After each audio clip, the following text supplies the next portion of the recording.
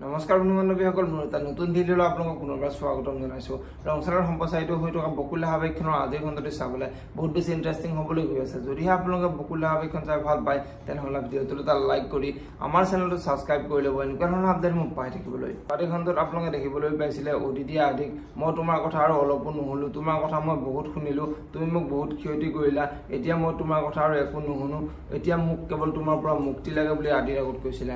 আৰু তেতিয়া আদিৰ মনটো বহুত বেয়া লাগিছিল আৰু আদিয়ে, আজিলৈকে তুমি মোৰ পৰা একো বিচৰা নাছিলা, এতিয়া যিহেতু তুমি মোৰ পৰা মুক্তি বিচাৰিছা, গতিকে মই তোমাক সেয়াও দিম, মই ইয়াৰ পৰা গুচি যাম।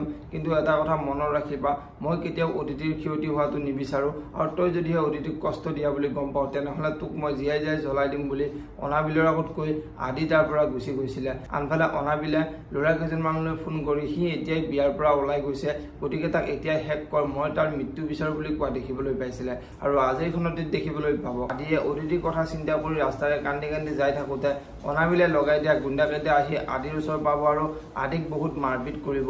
আৰু সেই সময়তে আশ্ৰমৰ ছোৱালীকেইটাই আদিক মাৰপিট কৰি থকা দেখি আশ্ৰমলৈ দৌৰি যাব আৰু অদিতিৰ ওচৰলৈ গৈ যে আদিক যে কোনোবাই মাৰপিট কৰি আছে সেই কথাটো অদিতিৰ আগত কোৱাত অদিতিয়ে বিয়াৰ পৰা দৌৰি আদিৰ ওচৰলৈ আহিব।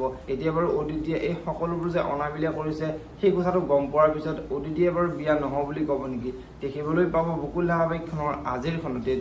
আনফালে আজিৰ খণ্ডে মন্দিৰে ইন্দ্ৰৰ ওচৰলৈ আহিব আৰু ইন্দ্ৰৰ ওচৰলৈ আহি, তই আমাৰ লগত কিয় এনেকুৱা বিশ্বাসঘাতকতা কৰিলি, তই আদিক কিয় এইখন ঘৰৰ পৰা মনে মনে উলিয়াই পঠিয়ালি, কেনেবাকৈ যদিহে আদি আৰু গাৰ্গীৰ বিয়াখন নহয়, তেনেহ'লে তোকো মই এইখন ঘৰত থাকিব নিদিওঁ বুলি মন্দিৰে ইন্দ্ৰৰ আগত ক'ব। এতিয়া বাৰু ইন্দ্ৰই কি কৰিব, দেখিবলৈ পাব বকুল ধাৰাবাহিকখনৰ আজিৰ খণ্ডটিত।